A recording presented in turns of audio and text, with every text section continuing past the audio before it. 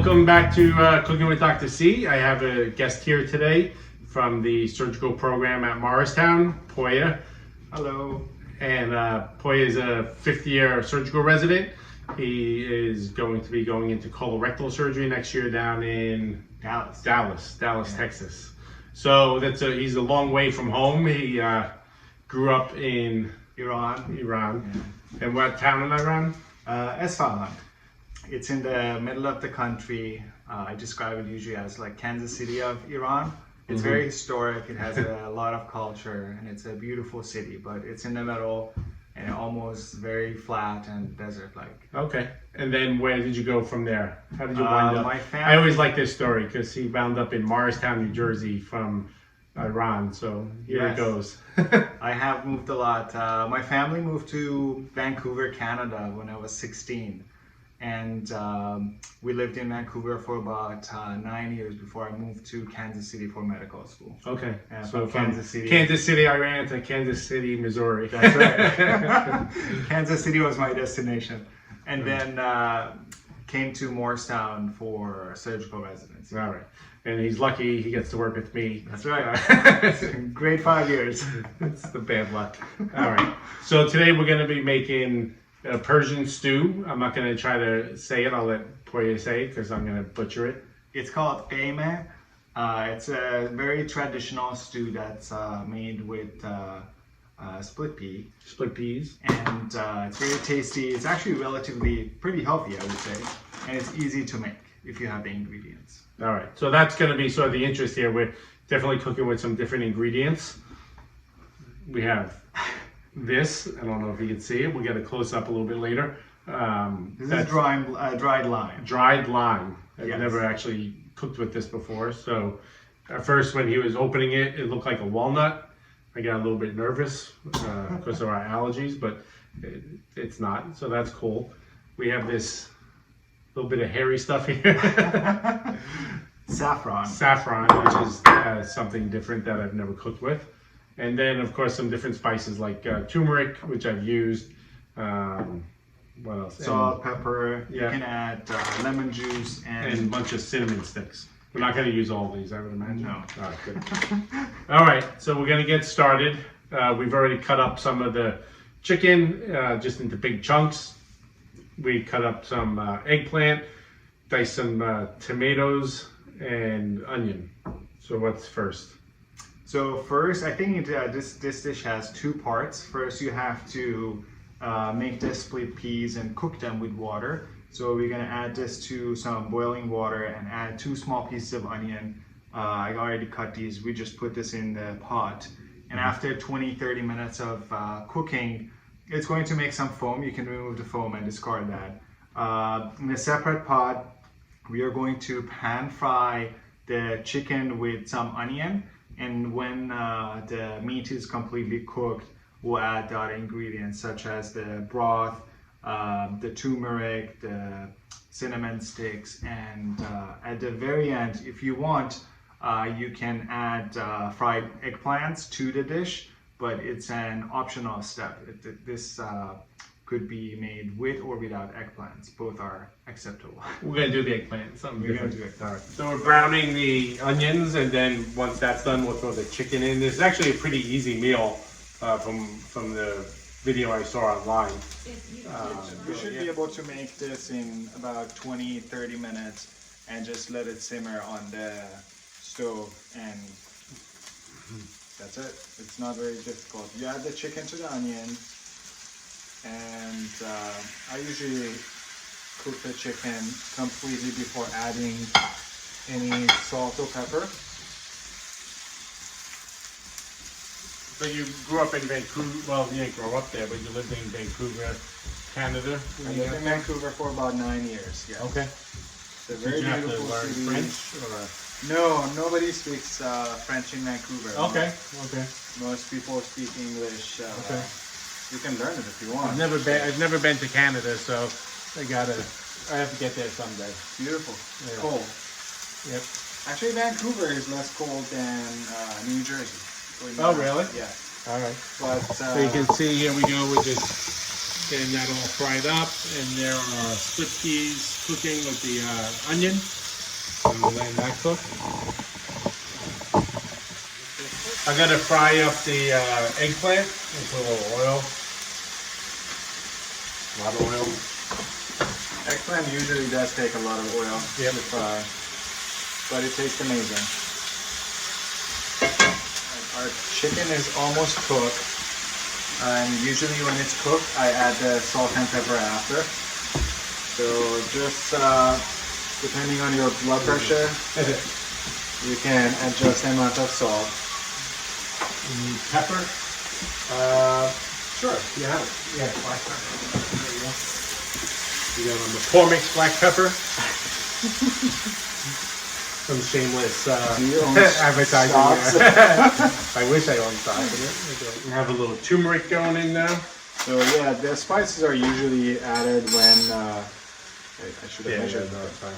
Poya doesn't like to measure. He just likes to throw it in. Much more of a cook than a baker. Yes. Yeah. So I just added cover the surface. You don't want to add too much turmeric because it has a strong smell and taste. So you just want to add to give some color to your chicken as well as some taste. Yeah, I was. It's good like this, but they sell the turmeric pills, which is supposed to be good, but they have some strong taste aftertaste. Yeah. I think my dad used to take it. Yeah. What does that mean for you? If you like, it's an optional step, but you can just put 1 or 2 cinnamon sticks. Yeah, we're definitely going to do that. Let it just simmer. Okay. So I just usually split it in 2, and that's it. Going to make the eggplants now.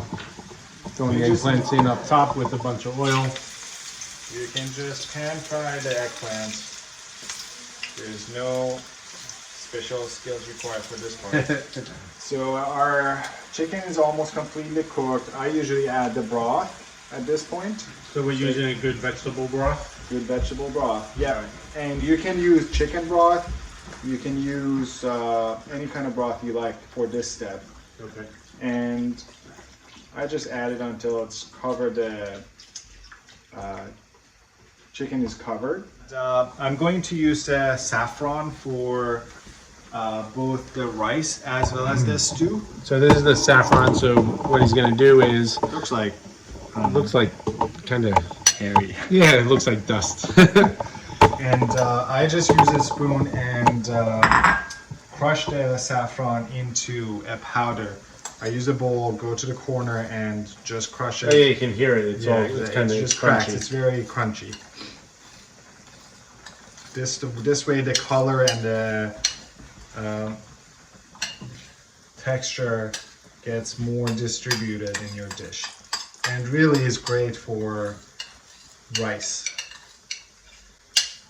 Yeah, saffron rice. Yes, Persians cook rice very different. Okay. And we're gonna do it the Persian way, I guess. Okay.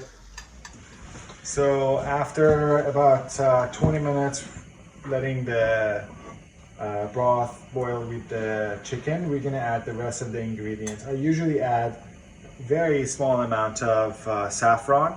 Does that have a strong flavor? It does. Yeah. You shouldn't add too much. Okay. It will give it a red-orange color and a very good smell. Okay. Saffron is also supposed to make you happy. Okay. I don't know. I'm happy. So No. that's it. I didn't even have it. I'm happy No to research say has this. been done on that. Then we'll add the tomatoes. Chopped tomatoes. That's good enough. And we will add the peas. Oh. So the split peas are going to soak up a lot of the vegetable broth. So if they soak up too much and it becomes too thick, then we'll just add more of the vegetable broth. There you go. That looks really good. And we can add our dried limes. These dried limes, obviously, like a lime, it has the seeds. I usually take these seeds out before adding them to your stew because the seeds will give it a bitter taste. Do you take, after this cooks, do you take all that out? No, Okay. I mean you don't eat it. You're not supposed to eat Okay, it, but you alright. can just put it aside bay when you're leaf. eating it. Alright. Exactly. And then we're gonna add some Yep. paste. Tomato paste. I usually add the whole can because it's the best part. I really like tomato paste. Gives it a great color and good texture as well as good taste. So our stew is almost ready. We added all the ingredients that we wanted to. Okay. And at this point you just let it simmer on low or medium. Okay. And it will be ready usually about at least an hour and a half. Oh, An hour wow. and a half, yeah. Okay. For it to absorb all the taste from the lime, and the tomatoes need to become more cooked, and it will be ready. Meanwhile, we're going to show you how to make Persian rice with saffron. So we got the water boiling, as you can see. Yes. It's not a typical rice pan, but that's the only non-stick pan we have. And I have some jasmine rice. I usually will add it to a bowl. Go ahead. Yeah, bigger. Yeah. And I add the rice to a bowl, and you rinse this a few times to get the rice dust off. Okay. Is that a thing? Rice dust. Yes. It is a thing now. So. And then after you rinse it a few times, you can add the rice to your bowl. It might overflow, but that's okay. Again, we're not doing any measurements here because Yes. Poya doesn't like to measure. Don't believe in measurement. Alright, I'm gonna throw a little salt in. You can add some salt, depending on your blood pressure again, and some oil. Just minimal amount. The oil will stop it from the rice to stick to each other. That's all it does. There we go. Touch of oil, and you'll wait for this to, for the rice to become soft. All right, so we're back. The rice is cooking, and you can see it soaked up most of the water. It's nice and soft. You So can do the next test. step You can is grab it and pinch it, and pinch it it. breaks apart. The next step is we grab this and we take it to the sink. All right, I'm gonna step out of the way so I don't get hot water thrown on me. So I don't want that. I don't think any of the residents would do that, but you never know. So we rinse the whole thing with cold water. So we're back here for step 2 of the rice making. We're gonna heat up some oil, which is in the pan here, and then I'm gonna turn it over to Poya. Sure, the saffron that we crushed, I just added some boiling hot water to it, and we're gonna use this for our potato and some of the rice to make crispy bottom rice. Okay. So when your oil is ready, make sure it's ready. It looks like it is. You grab the potatoes and you just add some saffron on one side to give it a nice color. And you put the potato in the oil. Okay. We took a big russet potato and cut it lengthwise. Yep. After peeling it. So. Same thing here. Goes to the oil. Alright, now we'll let the potatoes get cooked So a you can little see bit. that. We've got that just on the bottom of the pan. Kind of screwed up. Okay. Easy fix. Alright, then I will add some rice to our saffron bowl. Yeah. I thought he was going to do it the other way around. I was like, Nope. you mean saffron to the rice bowl? So you don't want all of your rice to be saffron, you just want some of it to be saffron for either decoration or for the bottom of your pan. Huh. Because of the color, sometimes they use it for decoration. So we're going to do it slightly different here. So it's important to do this in a non-stick pan. Non-stick pan, yes. Because you want the bottom to come off easily, and you want it to be completely crispy. Alright, so now that we have our saffron rice, I just start filling the gaps between our potato. The rest of your rice goes on the top. concept is that you want the rice to dry up with the second cook. So you will stick the end of your spoon and you make steam channels. Oh, okay. You just do this. Oh, this is gonna be good. This is gonna be like nice crunchy. Yeah. You do this, I don't know, 20 times. Punch holes are made. Then we'll place, you can either use a towel or something, but we're gonna use this. I think the towel probably works towel. well because it soaks up. Yeah. And you lay it on the top. And just be careful not to set it on fire. Right. You don't want to And on lid. And you put the lid on. Yep.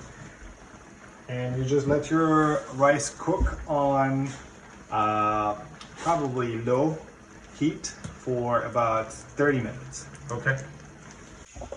This is gonna be the best. All right, we have a lot of direction here from off camera, but basically we cook the rice, it's nice and dried out with the potato on the bottom, so I get the job of flipping it. So, hand on top. Oh, it's a little bit heavy. 1, 2, 3. There you go. Let's see how we did. Wow, looks good. Oh, there's 2 pieces. All right, we got just 2 pieces of potato stuff, so we'll just flip those out. All right, well, that looks good. That's a real dish to put out. And then the stew is done. So where are we gonna put the stew on?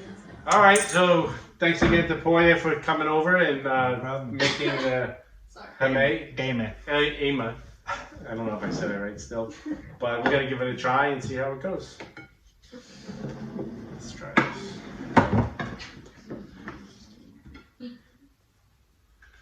I'm interested in that potato. What is this? You put it on top? Yeah. No, who's chatting? Anybody? You said Snapchat. Go. Thank you.